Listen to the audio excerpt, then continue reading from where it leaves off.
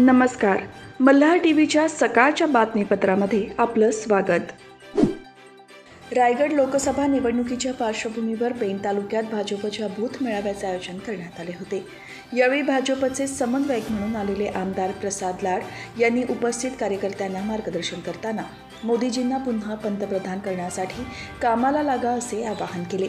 यावेळी भाजपचे मावळ लोकसभा निवडणूक प्रमुख आमदार प्रशांत ठाकूर, आमदार रविशेठ पाटील, भाजप प्रदेश सदस्य बाळासाहेब पाटील, दक्षिण रायगड जिल्हाध्यक्ष धैर्यशील पाटील, उपाध्यक्ष वैकुंठ पाटील, माजी जिल्हा परिषद अध्यक्ष ॲडव्होकेट निलिमा पाटील, माजी नगराध्यक्ष प्रीतम पाटील, जिल्हा सरचिटणीस मिलिंद पाटील उपस्थित होते. यावेळी आमदार लाड यांनी उद्धव ठाकरे मुख्यमंत्री असताना उपमुख्यमंत्री देवेंद्र फडणवीस यांनी मला सांगितले होते की तू कधी जेलमध्ये जाशील, मला कधी जेलमध्ये घालतील हे आपण सांगू शकत नाही. प्रवीण दरेकरांची देखील चौकशी लावली होती. उद्धव ठाकरेंनी भाजपचे नेते पदाधिकाऱ्यांना जेलमध्ये टाकण्याचे स्वप्न मनात बाळगले होते. मात्र त्यांचे हे स्वप्न कधीच पूर्ण झाले नाही आणि होणारही नाही असा टोला त्यांनी लगावला.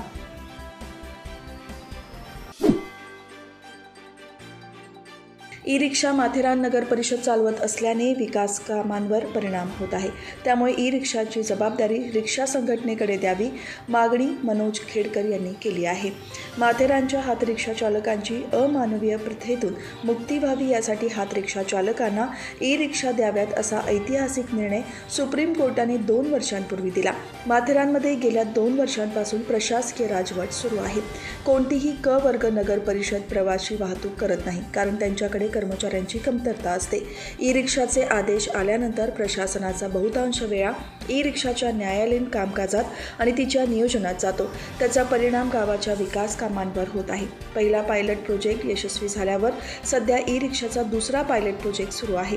संनियंत्रण समितीला प्रत्येक ऋतूमध्ये ई-रिक्षा कशा चालतात हे पाहण्यासाठी दुसरा पायलट सुरू आहे. ई-रिक्षाची मागणी ही हातरिक्षा चालकांची आहे. संनियंत्रण समितीच्या बैठकीत 20 ई-रिक्षांना मान्यता देण्यात आली आहे. या आदेशाची तात्काळ अंमलबजावणीची मागणी माथेरान नगर परिषदेचे माजी नगराध्यक्ष मनोज खेडकर यांनी जिल्हाधिकारी किशन जावळे यांच्याकडे केली आहे. माथेरानमध्ये मागील काही दिवसांपासून गरमीने डोके वर काढले असताना माथेरानला पाणी पुरवठा करणाऱ्या तलावाबाबत नागरिकांमध्ये उलटसुलट चर्चा सुरू झाल्या आहेत. या तलावात असणारे पाणी माथेरान पर्यटन नगरीला पिण्याकरिता पुरवठा केला जातो आणि हे पाणी कमी पडत असल्याने नेरळ येथून पंपिंगद्वारे माथेरानला जादाचा पाणी पुरवठा करण्यात येतो. त्यामुळेच या पर्यटन हंगामामध्ये माथेरानकरांना पाणी टंचाईस सामोरे तर जावे लागणार नाही ना याची चिंता सर्वांना लागून राहिली आहे. परंतु जलप्राधिकरण कर्मचाऱ्यांच्या सुनियोजित नियोजनामुळे पाणी टंचाई सध्या तरी जाणवत नसल्याने सर्वत्र समाधान होत आहे. माथेरानमध्ये मे महिन्यामध्ये पूर्वी होणारी पर्यटकांची गर्दी मागील काही वर्षांमध्ये कमी झाल्याने पाण्याचा वापरही कमी झाला आहे. त्यामुळे या दिवसांमध्ये माथेरानकरांना पाणी टंचाई जाणवत नाही.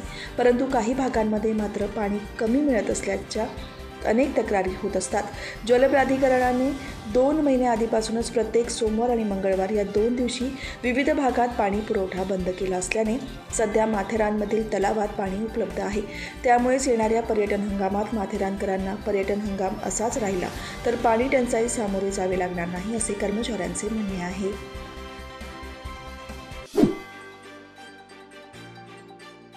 कामोठे भागात राहणाऱ्या 2 तरुणांनी फेसबुकद्वारे 40 वर्षीय महिलेसोबत मैत्री करून तिच्यासोबत काढलेले आक्षेपार्ह फोटो तिच्या पतीला पाठवून तसेच फेसबुकवरून व्हायरल करून सदर महिलेची बदनामी केल्याचा प्रकार उघडकीस आला आहे.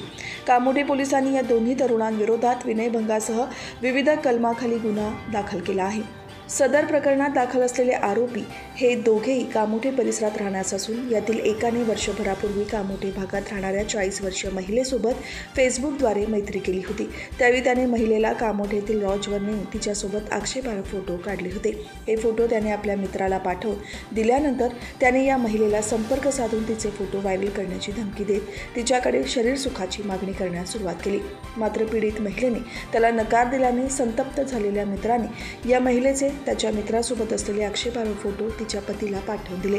त्यानंतर फोटो फेसबुकवरून सुद्धा व्हायरल केले. हा प्रकार पीडित महिलेला समजल्यानंतर या महिलेने या प्रकाराची माहिती आपल्या पतीला देऊन कामोठे पोलीस ठाण्यात तक्रार दाखल केली.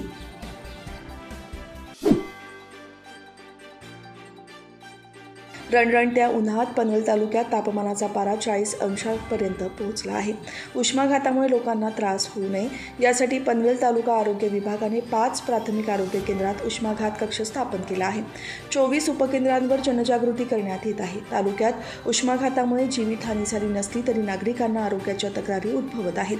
तालुका आरोग्य विभागाच्या माध्यमातून आजिवली, आपटा, वावंजे, नेरे गावांच्या अधिपत्याखाली असणाऱ्या 24 उपकेंद्रांमार्फत जनजागृती करण्यात येत आहे. आरोग्य केंद्रात उष्माघात कक्ष स्थापन करण्यात आलेला आहे. प्रत्येक कक्षात लागणाऱ्या प्राथमिक गरजेची पूर्तता केली जात असल्याची माहिती तालुका आरोग्य अधिकारी सुनील नखाते यांनी दिली आहे.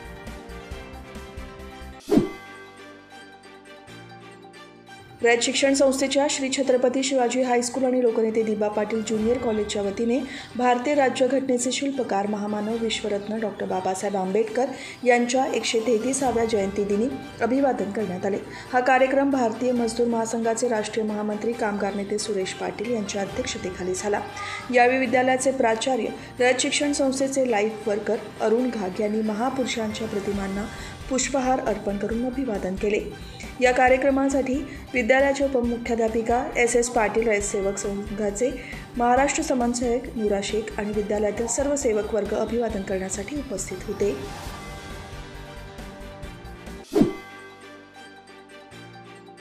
Giants group of Uran, Shri Samarth Krupa स्वयंसहाय्यता संस्था आणि गोपाळकृष्ण वाचनालयाच्या वतीने सामाजिक बांधिलकी म्हणून शासकीय सहकार्य योजनेतून आभा कार्ड, आयुष्मान भारत कार्ड योजना, प्रधानमंत्री विश्वकर्मा योजना शिबिर घेण्यात आले.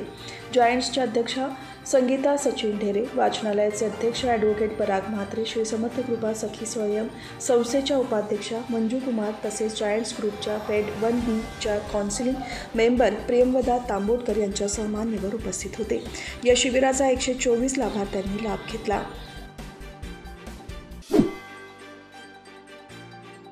नेरळ कळंब राज्यमार्गावर एका 4चाकी वाहनाने मोटरसायकल आणि हातगाडीला धडक दिली. या अपघातात कुठलीही जीवितहानी झाली नसली तरी रस्त्याच्या कडेला उभ्या असलेल्या हातगाडीजवळील एक व्यक्ती गंभीर जखमी झाला.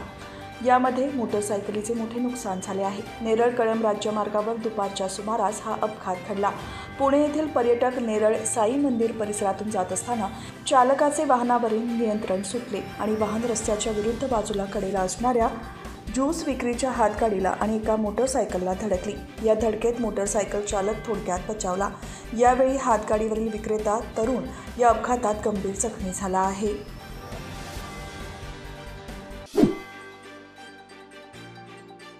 उन्हाळ्यात रेल्वे प्रवाशांची तहान भागवण्यासाठी मध्य रेल्वेने आपल्या 443 रेल्वे स्थानकांवर 8093 पाण्याचे नळ, 498 वॉटर कूलर आणि 149 नलिका विहिरींचे तरतूद करण्यात आली आहे. त्यामुळे उन्हाळ्यात प्रवाशांना पिण्याच्या पाण्यासाठी रेल्वे स्थानकात गैरसोय होणार नाही असा विश्वास मध्य रेल्वेने व्यक्त केला आहे. भारतीय रेल्वेच्या सर्व स्थानकांवर प्रवाशांना पिण्याचे पाणी उपलब्ध करून देण्यासाठी रेल्वे मंत्रालयाने आगामी उन्हाळी हंगाम आणि संभाव्य उष्णतेच्या लाटेच्या पार्श्वभूमीवर रेल्वे स्थानकांवर पिण्याच्या पाण्याच्या उपलब्धतेचा आढावा घेतला आहे आणि पुरेसा पुरवठा सुनिश्चित करण्यासाठी विभागीय रेल्वेला सूचना जारी केल्या आहेत. याशिवाय उन्हाळ्यात प्रवाशांना शुद्ध पाणी उपलब्ध करून देण्याचा सर्व विभागीय रेल्वेला निर्देश देण्यात आले आहे. त्यानुसार मध्य रेल्वेने आपल्या प्रवाशांना पिण्यायोग्य पिण्याचे पाणी उपलब्ध करून देण्यासाठी पावले उचलली आहेत. मध्य रेल्वेने 434 स्थानकांवर 8093 पाण्याचे नळ, 489 वॉटर कूलर आणि 149 नलिका विहिरींची तरतूद केली आहे. जनार्दन भगत शिक्षण प्रसारक संस्थेच्या नवीन पनवेल येथील भागुबाई चांगू ठाकूर लॉ कॉलेजचा वार्षिक महोत्सव 10 ते 13 एप्रिल दरम्यान मोठ्या उत्साहात साजरा करण्यात आला. या कार्यक्रमाला माजी खासदार लोकनेते रामशेठ ठाकूर यांची प्रमुख उपस्थिती लाभली. त्याचप्रमाणे संस्थेचे व्हाईस चेअरमन YT देशमुख, सचिव डॉ. ST गडदे, अर्चना परेश ठाकूर, ॲडव्होकेट विनायक कोळी, पनवेल महापालिकेचे माजी नगरसेवक ॲडव्होकेट मनोज भुजबळ, VC म्हात्रे यांनी उपस्थित राहून विद्यार्थ्यांना शुभेच्छा दिल्या. या कार्यक्रमापूर्वी कॉलेजमध्ये नव्या इमारतीत तयार करण्यात आलेल्या BA LLB कोऑर्डिनेटर कक्ष, IQAC कोऑर्डिनेटर कक्ष, staff room, girls common room आणि बॉय कॉमन रूमचे उद्घाटन माजी खासदार लोकनेते रामशेठ ठाकूर यांच्यासह मान्यवरांच्या हस्ते करण्यात आले। कॉलेजमध्ये आयोजित स्पोर्ट्स स्मॅश 2024 या वार्षिक क्रीडा महोत्सव आणि आगाज 2024 या 2 दिवसीय वार्षिक सांस्कृतिक महोत्सवात विविध सामने आणि स्पर्धांचे आयोजन करण्यात आले होते। या महोत्सवाला विद्यार्थ्यांचा उत्स्फूर्त प्रतिसाद लाभला। यशस्वी झालेल्या सर्व विद्यार्थ्यांना पारितोषिक देऊन गौरवण्यात आले। लोकसभा निवडणुकीच्या पार्श्वभूमीवर भाजपने संकल्प पत्राचे लोकार्पण केले। पंतप्रधान नरेंद्र मोदी, गृहमंत्री अमित शहा, भाजप अध्यक्ष JP नड्डा यावेळी उपस्थित होते।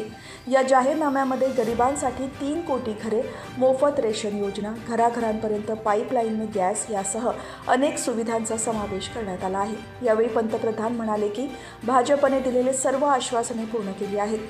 हा जाहीरनामा युवा, शेतकरी, नारी शक्ती, गरिबांवर आधारित आहे।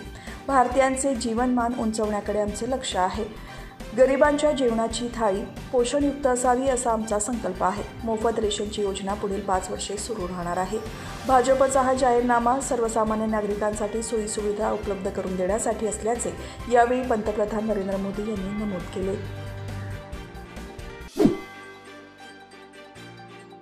500 वर्षांच्या प्रतीक्षेनंतर राम जन्मभूमी अयोध्येत भगवान श्रीरामाचे पुनरागमन झाले।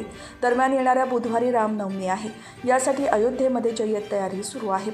यंदाची रामनवमी अतिशय खास आहे, त्यामुळे 50 लाखांहून अधिक रामभक्त येण्याची शक्यता आहे।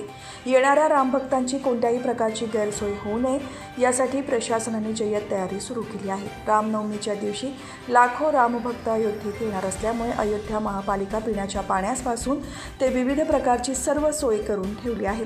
सध्या उन्हाळा असल्यामुळे अयोध्येमधील विविध मार्गावर तात्पुरत्या स्वरूपात पिण्याच्या पाण्याची सुविधा सुरू करण्यात आली आहे। याशिवाय विविध ठिकाणी तात्पुरत्या स्वरूपातील स्वच्छतागृहेही बांधण्यात आली आहेत।